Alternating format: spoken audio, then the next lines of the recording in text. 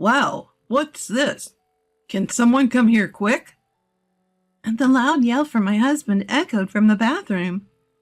As I rushed to see what was happening, the sight of my husband made me gasp. My own scream bouncing off the walls. Looking at my mother-in-law and sister-in-law, their faces were clearly panicked. I bet they are the culprits. Earlier this morning, I overheard them talking. They were discussing something outrageous, like sending me to the afterlife, putting an end to me. The real target is me. Even the thought of what would have happened had I been the one in there is too terrifying to bear. I'll never forgive them. As I made up my mind, I noticed my husband standing next to me. Seemed to share my sentiment. I'm Betty, 35 years old. I work in a call center. My husband Tim, who is the same age as me, works in a factory. We met at a 24/7 fitness gym. I've been going to the gym for 3 years now, so I have a regular crowd I see there. Most of the time, I didn't interact much, just listened to music with my earbuds in, silently doing my workout. One morning, as I was about to use the machine at the gym, the belt on the machine slipped off. Never having had this happen before, I panicked, thinking I might have broken it. At that hour, there was no staff around. With tear-filled eyes, I looked around helplessly. No matter what I did, I couldn't fix it. That's when my husband approached me. Are you okay? This thing has been slipping off quite often recently, he said, easily fixing it. Thank you so much. I thanked him with a relieved face. Tim's body was muscular and he was of good build, one of the regulars I often noticed. After that, we started talking whenever we met. The fact that we were the same age, had irregular working schedules, and other commonalities brought us closer, and before I knew it, we had become quite close. Despite not knowing each other for a long time, we could chat openly like old friends. I was really comfortable around him. 3 months after our first conversation, we started dating. After dating for 2 years, we decided to get married. I was so happy when he proposed, I immediately said yes. That same day, however, Tim struggled to say, Betty, it's okay to say no if you don't like it, but would you consider living with my family? I hadn't thought about living with his family and didn't know what to say. Tim continued, We'll put locks on our room to protect our privacy. You won't need to do household chores either. I know your job can be irregular and it's tough. My mom and sister aren't working. If they give you any trouble, I'll protect you. My mom hurt her leg, and it seems like they could use an extra pair of hands around the house. I could tell he was considering my comfort in the situation. He must have also noticed that I was not entirely pleased with the idea. I knew his mother had been hospitalized for a while after a fall in the bathroom. Even so, it was a tough decision. I couldn't easily agree to this. I suggested, how about I meet your mom and sister first, and then make my decision? Tim seemed relieved when I said that. A week later, we went to greet his family at his parents' house. Tim lost his father 5 years ago. His mother apparently worked as an administrative assistant until retirement. His sister is 3 years older than us, and recently started living with them after getting divorced. Hello there! Thanks for coming! Tim's mother welcomed us with a smile as we entered the house. Upon hearing her voice, his sister came to the entrance and greeted us energetically. Nice to meet you. I'm Tim's sister. Congratulations on your marriage. We chatted in the living room for a while after that. Both Tim's mom and sister were very lively, and I was laughing the whole time. I felt I could talk to them freely without holding back. Did Tim talk to you about living together? I'm sorry, it's my fault because of my bad leg. His mother apologized on our way out. We won't disturb your newlywed life, Tim's sister assured me too. After meeting and talking to them directly, I felt it might be okay living with them. So I responded, of course, I'd be glad to. Everyone looked relieved and thanked me. I can't say I was completely without concerns, but I felt we could build a happy home together with these people. A month later, I started living at Tim's family home. Just as Tim had promised, our room had a lock and his mother and sister couldn't come in. Thinking about our newly married life started making me feel excited.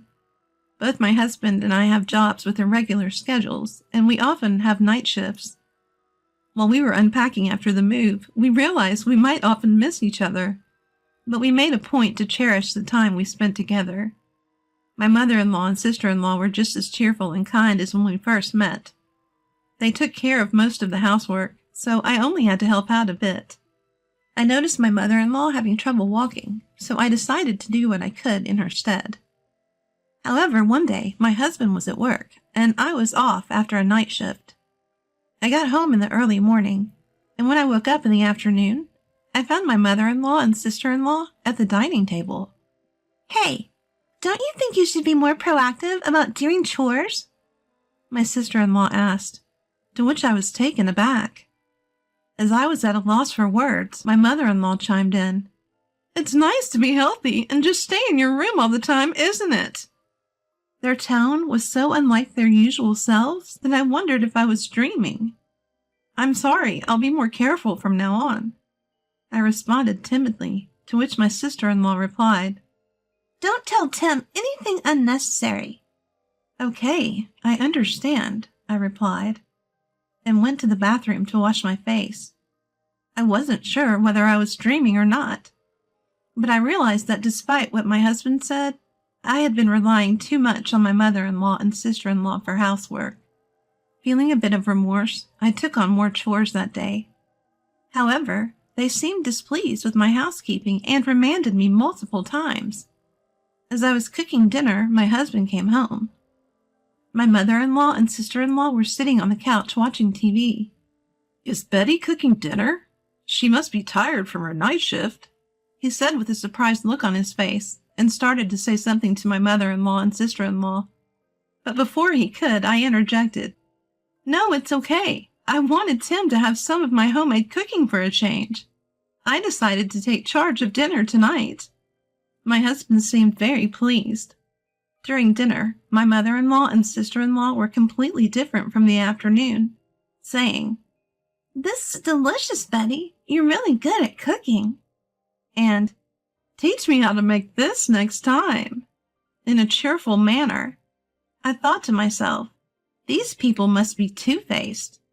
From then on, they became strict with me on days when my husband wasn't home. I used to live alone, so it's not that I can't do housework. Their frequent criticism was somewhat annoying, but I went about my chores smoothly, though they always seemed dissatisfied. Then one day, as my husband and I were watching TV, my mother-in-law stood up to go to the bathroom. She seemed to be having a particularly bad day and was having a hard time walking, so I stood up to support her. But after a few steps, she suddenly fell. Ouch, Betty! Why did you push me? She cried, crouching down and holding her leg. I hadn't pushed her, of course. To me, it looked as if she had fallen on purpose. Hearing her cry out, my husband rushed over and asked, Mom, are you okay? Betty, did you push her? As he looked at me.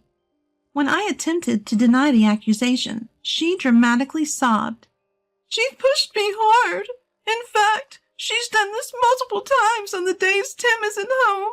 How cruel! Just because she didn't want to live together with us. At this point, my sister-in-law emerged from her room and exclaimed in a seemingly exaggerated tone, Mom, did she do it to you again? While glaring at me. As I stood there flustered, Tim lashed out at me. Betty, if you have any problems, talk to me. There's no need to take it out on Mom. This was the first time he had raised his voice at me since we've been together. He didn't see the moment his mom fell. I was devastated that he quickly assumed and didn't even consider the possibility that I wouldn't do such a thing. I didn't do anything, I said, tears welling up in my eyes. I fled to my room to escape the situation. As I looked back through my tears, I saw my sister-in-law smirking. This was definitely done on purpose. After a while, Tim came back into the room and said, I'm sorry for yelling earlier. Maybe because Mom has trouble walking. It seemed to her like she was being pushed. You don't have to worry about it. It was nice of him to apologize, but he didn't seem to even consider the possibility that his mom had deliberately fallen. It also seemed like he didn't fully trust me. From then on, fearing more false accusations, I stopped helping my mother-in-law as much. About a month later, I finished my night shift and got home around 4 a.m. It was usually a time when everyone was asleep, so I quietly entered the house. But on that day, it felt like someone was awake. Thinking it was Tim, I headed towards the living room when I heard whispering from the bathroom. As I pressed my ear against the bathroom door, I heard my mother-in-law and sister-in-law's voices saying, "That'll be the end of her. She is going to like the other side." I was shocked by the conversation I'd overheard. I was terrified, wondering what they might do to me. Careful not to alert them, I quietly made my way to my room. I got into bed without taking a shower, but I couldn't sleep as their conversation kept replaying in my mind. The next day, I was scheduled to attend a friend's wedding. I had hardly slept due to fear, not knowing what they might do to me if I stayed in this house. But I said to Tim, "I'm going shopping for tomorrow's wedding," and left the house at the same time as him. Tim looked concerned, asking, Haven't you slept at all? That day, I decided to contact him so we could have dinner together and return home. I couldn't bring myself to tell Tim about what I overheard in the morning. When we got home, Tim said, There's a show I want to watch tonight, and sat down on the couch.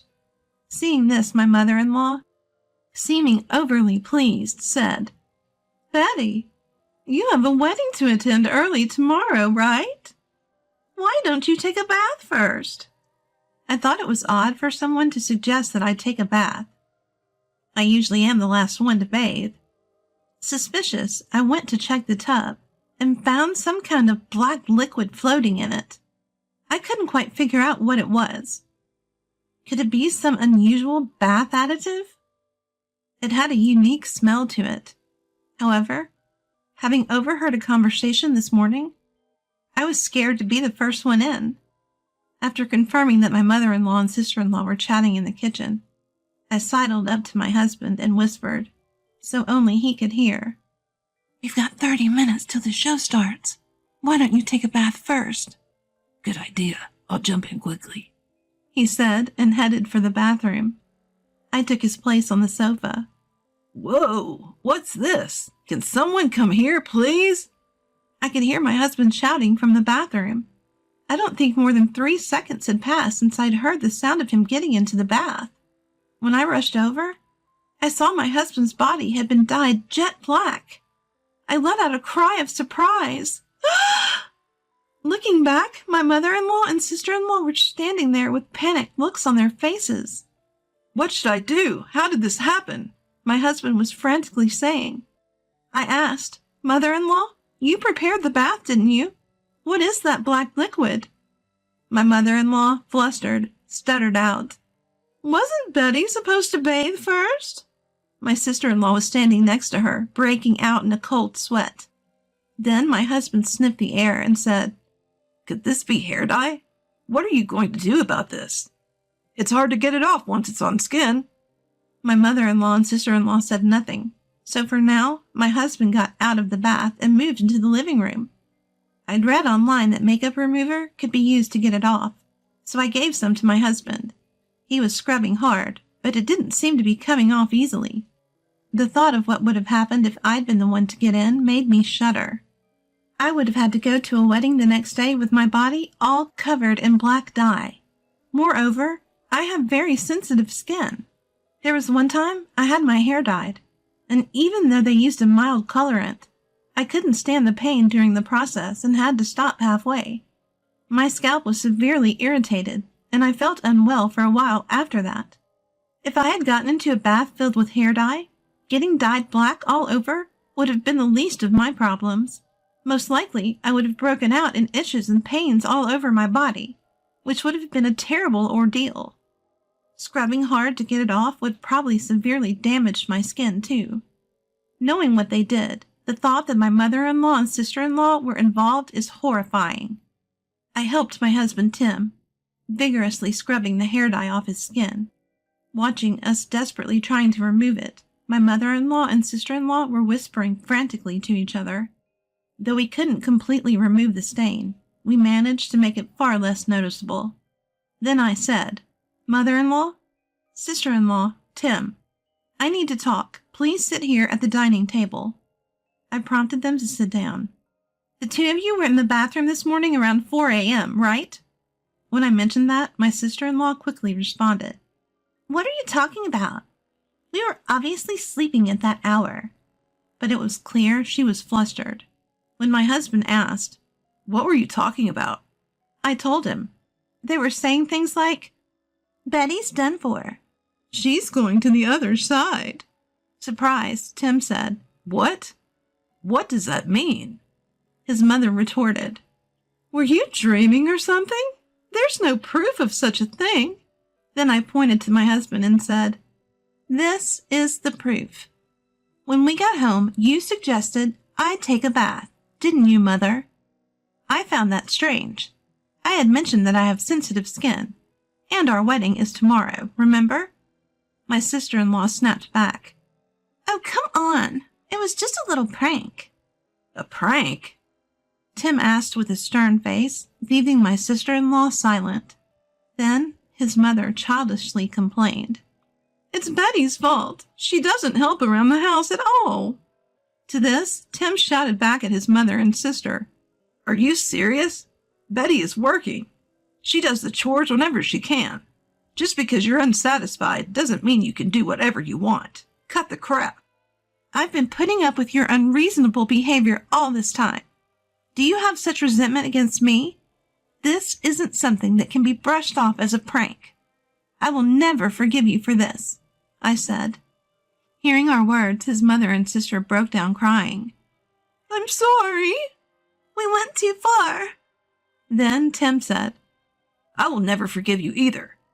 I don't want to be family with people who do things like this. Leave by tomorrow."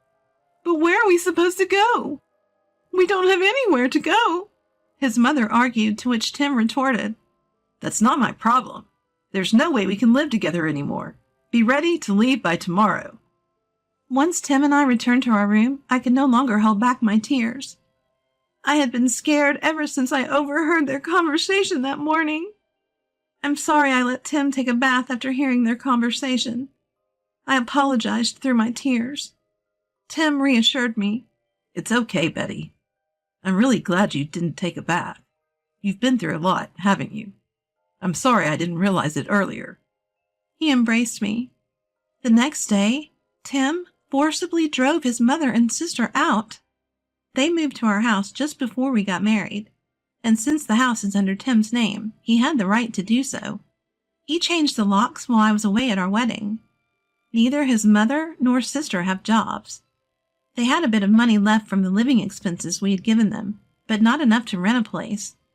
They tried asking relatives for help, but it seems that they were turned away after Tim explained the situation to them. They ended up taking a loan to rent a place, but they weren't approved due to their lack of employment.